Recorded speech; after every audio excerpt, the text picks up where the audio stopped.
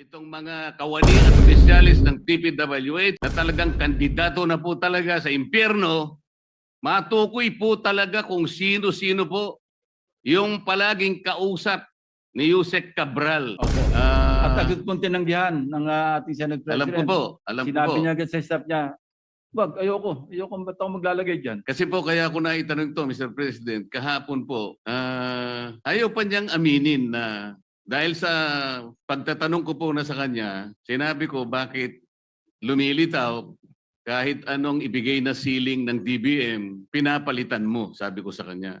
Ayaw po niyang aminin yon, wala raw po siyang kinalaman kung ang pag-uusapan ay yung paglilista.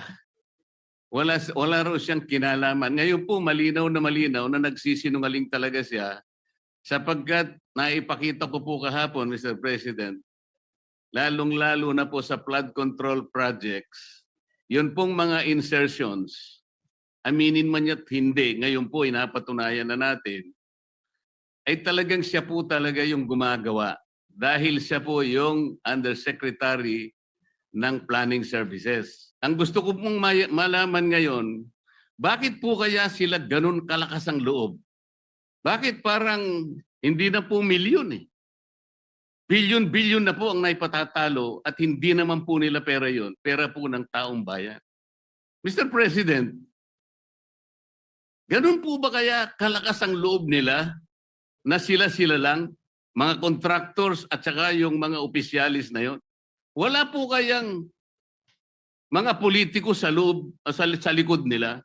Sana po matukoy yung tunay na mga proponents. Kailangan, meron kayong matukoy na senador sapagkat makokontempt kayo. Nasa akin po yung text message, Mr. President. Sa mga tweet, gusto lang nilang magpangalan. Hindi po mabuti yun. Today, we turned our sight into a darker place, the flooded gates of hell. There, we can find those who rob the Filipino people, drowning not in flood waters but in sins and moral decay of the corrupt and greedy officials and contractors.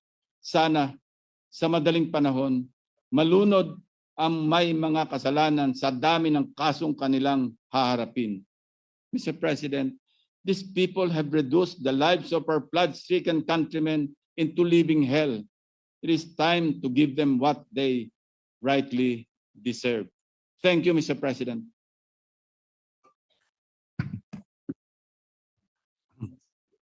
I see that the Senator Rodante Marcoleta is seeking the floor. What is the pleasure of Senator Marcoleta? I'd like to know, Mr. President, if our good Senate President pro tempore would yield to a few questions. Willingly to the erstwhile, no, not erstwhile, still the chairman of the Committee on Public Accountability, the good senator from Tarlac and the Republic of the Philippines. You may proceed then. Maraming Senator salamat Marcoleta. po, Mr. President. Mr. President, kanina pong mag-umpisang mag-present ang ating Senate President pro tempore, ay laking pasalamat ko sapagkat nakita ko yung resulta ng kanyang personal na pag-iimbestiga. Doon po sa kauna-unahang slide, Mr. President, nakita ko po yung isang text message na galing po yata kay Yusek Catalina Cabral. Hindi ko po masyadong maintindihan. Pwede po bang pakikwento po ninyo, Mr. President, ano po ba yung pinanggalingan noon? Ang pinanggalingan po, nag-congratulate siya sa ating nakaupong Senate President. But this message was sent through the staff of our Senate President, Mr. President. Ang sinasabi doon, congratulations po, no? That was after July 1. After July 1st. proclamation or after oath-taking, Mr. President. After the oath taking, if I distinctly remember. So dahil siguradong panalo na po tayo, kayo rin po, dahil nag-oath-taking na tayo, nag-message si kagad yung Undersecretary Cabral sa kanyang staff at sinasabi, congratulations, baka mo merong ako may... Andyan po sa text message, sa Viber message, na sinasabi, para ma-align do sa mga priorities at para maiwasan yung redundancy, siya nang gagawa ng paraan. Ang sabay ang sinabi na para maihabol o maisama na sa NEP. So nag-iimbita siya na magsumite kayo, parang sinasabi 500 million pesos yata, ibig sabihin ng 500 yan eh. Kasi hindi naman malinaw, pero ang sinabi, po kayo 500 for now. For now. Ibig sabihin, for now, sige, magpasok kayo mga 500 million pesos worth of projects na sa inyo manggagaling. So ito po yung sinasabi natin na isang kamalian ng budgeting or budget process. Dahil ang trabaho, mandato ng Kongreso, both houses, legislation. Yung pong NEP, nasa budget preparation phase na kung saan exclusive domain ng executive branch. Pero bakit po, dahil ganyan ang nangyayari, mismo sa DPWs na nanggagaling na magpasok na kayo rito. Hindi ho ba pakikialam yun sa mandate o sa exclusive authority ng executive branch?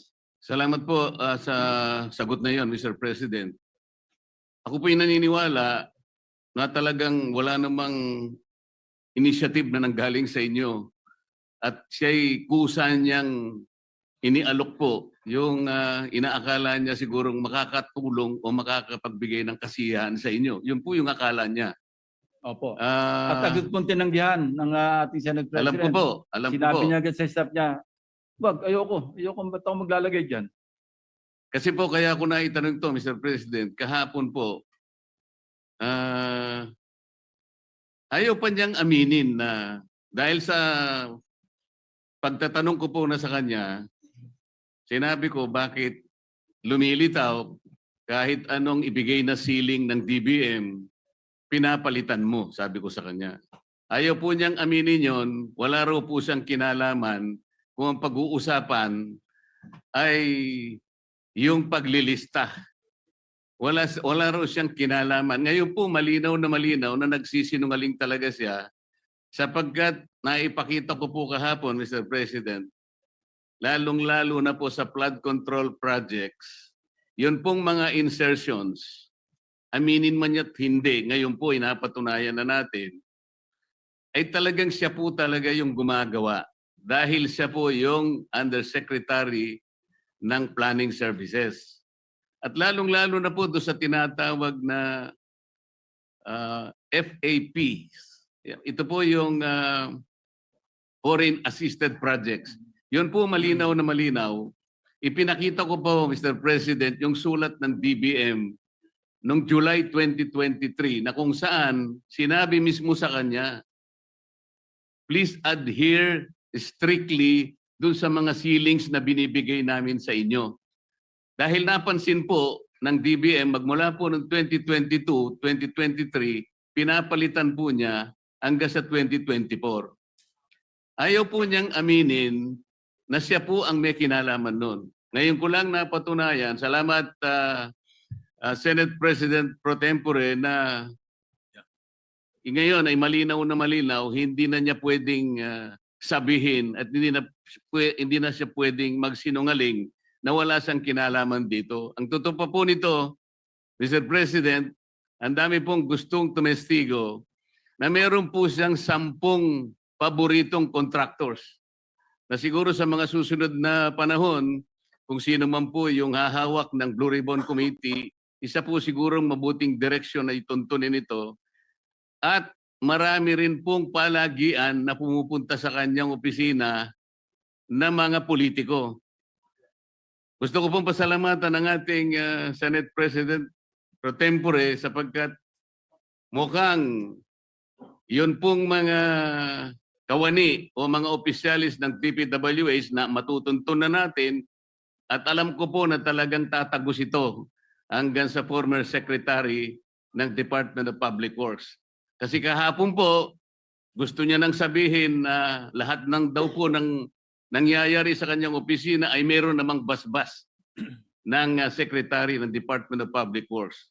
Ngunit ang gusto ko pong tuntunin, Mr. President, kung nakita na po natin unti-unti at saan papunta at sinong may kasalanan sa Department of Public Works at nailitaw na rin po sa pagsusuri at sa personal na pag-iimbestiga ng ating colleague ang mga contractors na talagang, kung pagsasamahin po natin mga contractors na ito at saka yung mga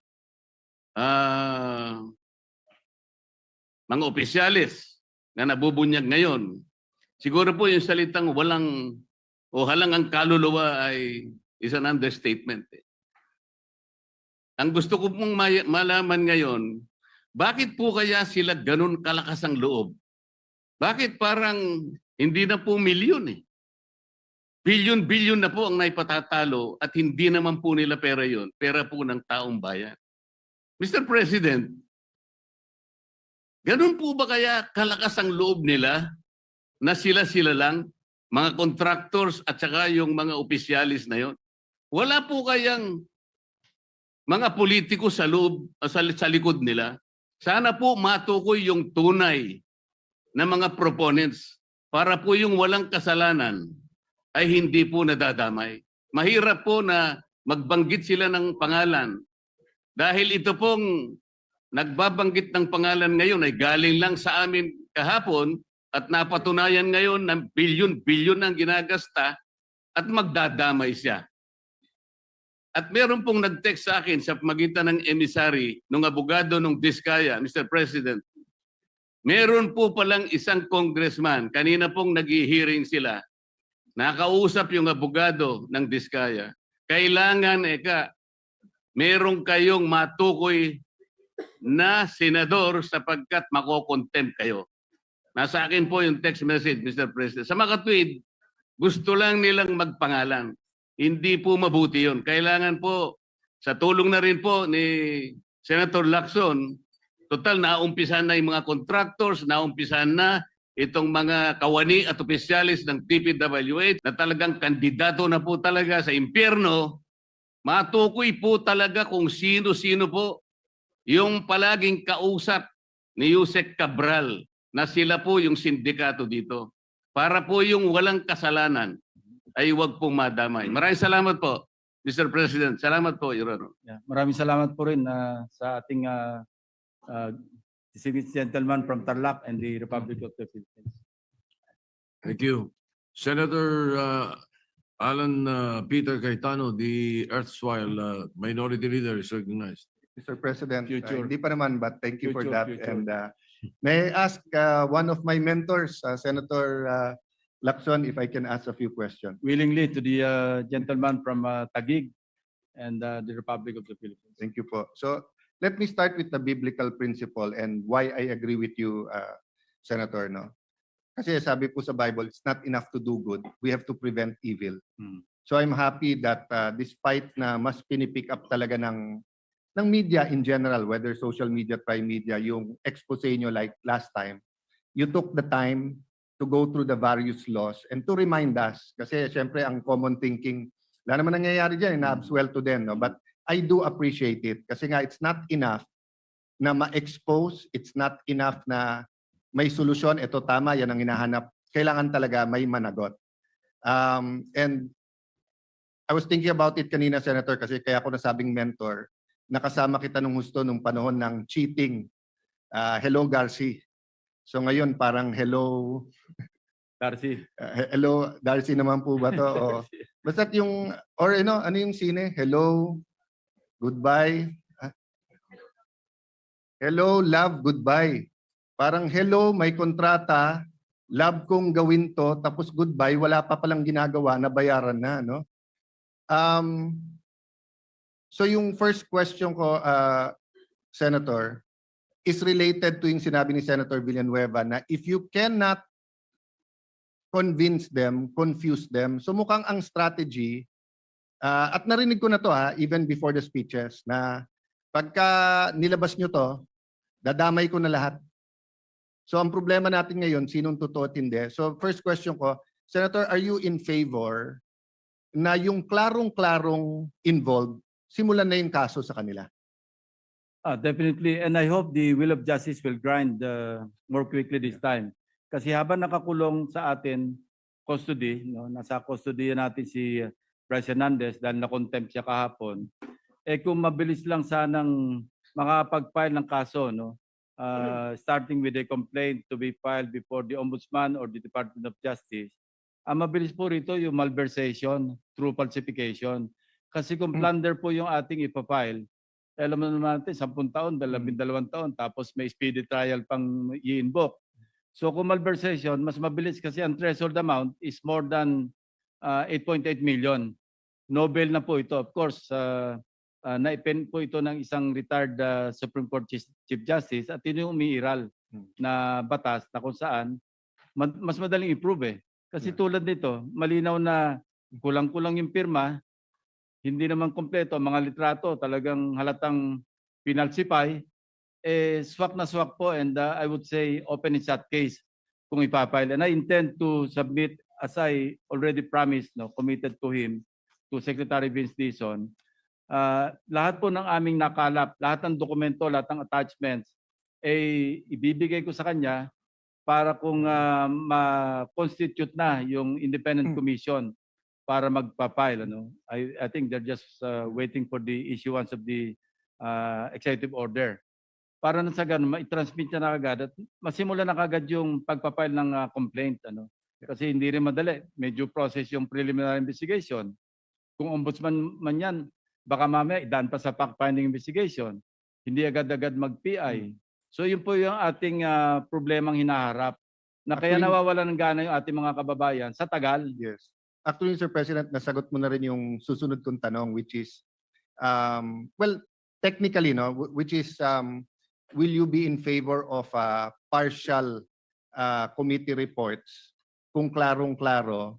Kasi nga may sistema na rin ang ombudsman na pagka nanggaling sa Senado o House, no? So I know it's fraught with dangers and you don't have to answer me now, but just to your point, di ba, na if the investigation takes us till the end of the year sa dami at saka pa tayo mag-committee report, may pangalawang debate dito sa committee report. Pero halimbawa, may nakita na kayong, as of now, Mr. President, ilan po yung nakita nyo na ghost na klaro? Napakarami. Sa Bulacan po, hindi lang namin sinama. Ang bilang namin, mga 30 eh. So for example lang, Mr. President, no? Let's say sa 30 yon, meron 4, 5, 6 na tao na napaka-clear. Let's say yung pumirma na completed, yung contractor. Tapos for example, kung may COA report na lumabas sa COA report na yon na completed, edi pwede rin. Kung wala pa namang COA report, hindi naman kasama yon. But ang point ko, Mr. President, is that kasi pagka yung klarong-klaro na guilty or at least the evidence is overwhelming, that will also help us get direction. Pero kung hihintay natin ilan, paano kung ang involved dito, 1,000, 2,000, 5,000 tao, guguluhin lang po nila. Yes, Mr. President, that is not without President, no? Yes. Dahil nagawa na natin ito eh. Nagawa tayo, yung committee, nagsubmit ng partial at ito'y pinag-usapan natin sa plenaryo at nung na-adapt, pwede natin ipadala sa Ombudsman or sa DOJ. And Mr. President, it will not affect the case. So, It will not affect so meaning if we find out later on that there was a legislator or a secretary or a undersecretary involved, you can still file the case. Kasi ang masama po, di ba, kung final na natin ngayon laban sa 5 tao, tapos bawal mo na i-file against 3 tao, yung 3 tao na yun ay mastermind, then we agree it will be a partial whitewash. Pero hindi, this is not the case here. No, the case here is that if in the course of investigation may lumabas na equally as guilty or mastermind or accessory or accessory after the fact, pwede pa naman pong kasuhan yon. Yes, Mr. President. As long as kompleto resibo. Kasi mahirap yung sabi-sabi, turo ka ng turo, asan yung pruweba mo? That's right. Hindi po ba? And that's part of the confuse them. So one of the effects of today of naming 2 senators, burahin ko muna yung pangalan ng 2 senador. Sabihin natin hindi sinabi yung pangalan ng 2, sabihin natin hindi kilala. May chilling effect din yun eh. Para bang sinasabing, oy, pag nag-ingay din kayo at nag-imbestiga din kayo sa Blue Ribbon dito, ipapangalan naman namin kayo. Di ba? Ang daling magpangalan ngayon. And I'll go beyond pinangalan ka na tumanggap. Ngayon parang lumalabas is nag-advocate ka lang ng isang proyekto. Or yung, for example, no, if a state university now suddenly has a building, what if ikaw yung presidente, wag ng congressman o senador, ikaw ay pangulo ng university na yon at gusto mong itayo yung building. Parang may implication ka agad na kasama sila sa kalokohan. Eh paano ko yung building na yon na-inspect, wala rin namang mali.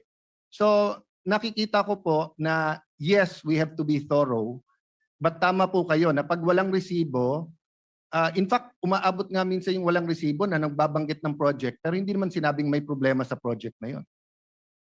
Yeah, speaking of chilling effect, Mr. President, I remember, no, just occurred to me, noong yung na policy issue exploded right in our faces, ako pa mahimbing ang tulog ko noon kasi wala naman po akong pork barrel. So, mahimbing ang tulog ko. Hindi ako nag-aalala na kinabukasan, pagbukas ko ng dyaryo, makikita ko yung pangalan ko doon. And similarly, in this particular issue, pag ako po naturo, baka manghabol ako ng taga. Well, unang-una, Mr. President, alam naman po natin relationship natin dalawa. We don't always agree, but you've always looked over my back then. I hold the record of the fastest to be confirmed because of you and of course, the Senate President sa DFA. But alam niyo, Mr. President, unfortunately, gusto ko man matulog po kayo na mahimbing pag tinanggap niyo yung trabahong yan. Kasi natandaan niyo po nung Napoles, may umiikot na abogado or may mga umiikot noon na parang pag hindi kayo nagbigay, isasama kayo sa listahan. And like you, matahimik ang maganda tulog ko. Bakit po? Because medical, ginagamit ko po noong time na yon yung pork barrel. Pero panay medical assistance and walang cash. Hindi ako naglagay sa kahit anong NGO, sa kahit anong... so mahimbing ang tulog. But then before mag-end yung hearing natin, may nilabas naman sila. Walang project, walang advance, pero natulungan ko sila. So pwedeng biglang may mag-appear dyan na sabihin si Senator ganito, si Congressman ganyan. Pati Presidente pwedeng sabihin, actually nagbigay ako nung eleksyon dyan. And because walang resibo, the reality it could be true or not. So I'm just happy that we discussed that. I'm not saying they're confusing us. I'm just saying it can be done. Which goes to my second to the last point, Mr. President. I thank you for the very comprehensive list of laws. Kung pwede lang po ako magdagdag ng isa. Sige po. Kasi the benefit po of having a Senator Lacson is he was a not only an ordinary policeman, a chief PNP, and also what was the official designation sa PACC?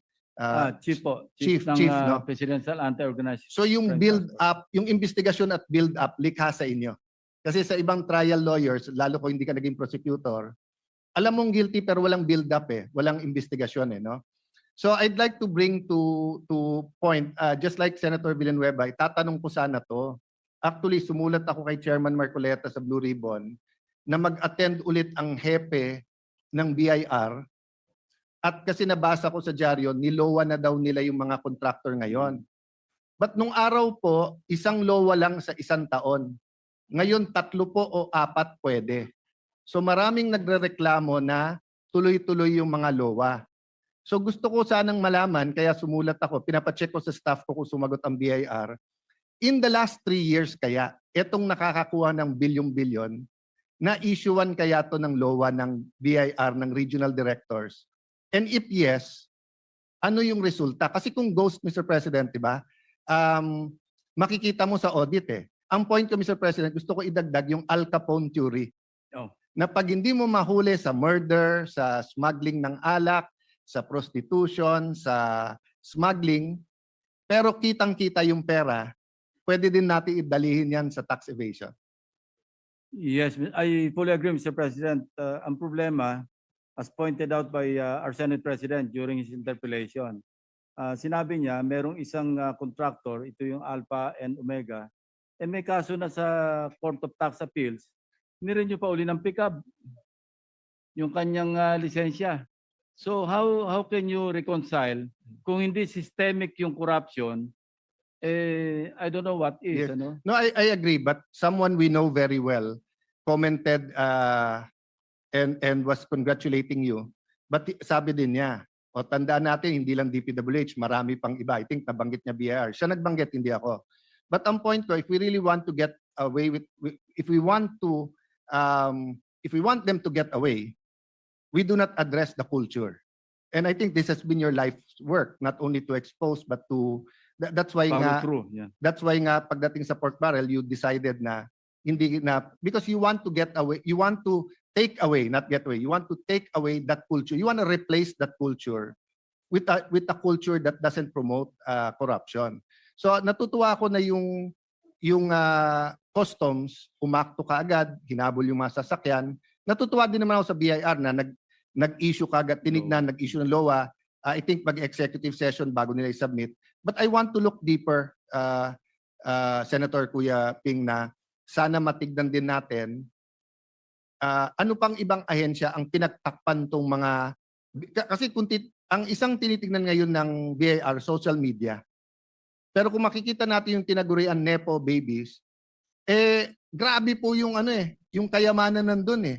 So ordinarily, kung anak po yan ng mga oligarchs natin, na BIR na yan eh. For all I know, baka na BIR na. Hindi ko lang sure, but baka pwede nating tignan. And the last point, Mr. President, may I request your staff na ibalik dun sa text ni Yusek Kati. May isa lang po akong comment So kung that's papayag kayo. That's the most popular and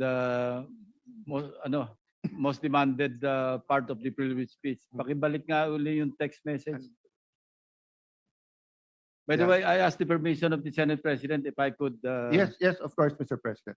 And of course, Mr. President, we are covered by immunities and by plenary power, precisely so that, in aid of legislation, we can do this. And yung blue ribbon goes beyond in aid of legislation.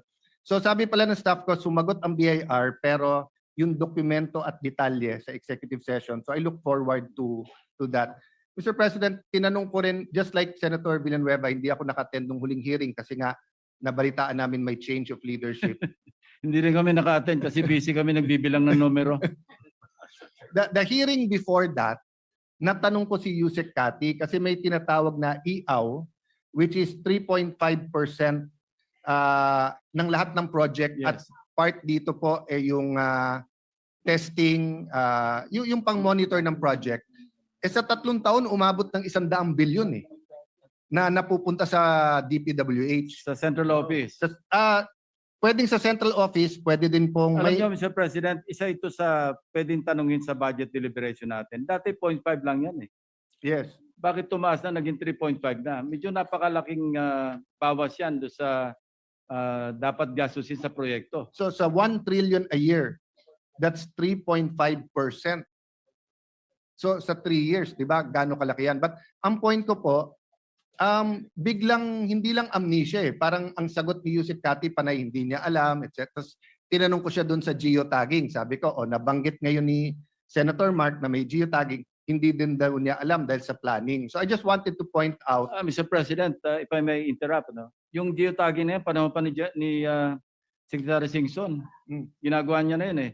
Pagka meron tayong budget deliberation at nandiyan sa plenaryo, magtanong ka sa kanya ng yung status ng isang proyekto, titingnan niya lang sa Yes. iPad niya, sasabihin sa iyo eh. So the point I want to make, Mr. President, is parang sunod-sunod ang sagot niya na hindi niya sakop, hindi niya alam, hanggang tinanong ko siya na meron naman kayo execom. Pero dito po sa text message, ang linaw, sabi niya, tingnan niyo para ma-vet ko. Redundancy, overlap, prior funding, correct location, alignment of national priorities, and consistency for menu of local projects. So, one, malinaw na yung insertion ay hindi lang legislators at hindi lang sa BICAM. Sa pagpapagawa pa lang ng NEP, pagka malakas ka dun sa departamento, pwede mo ipasok, except that mas may guidelines sa umpisa.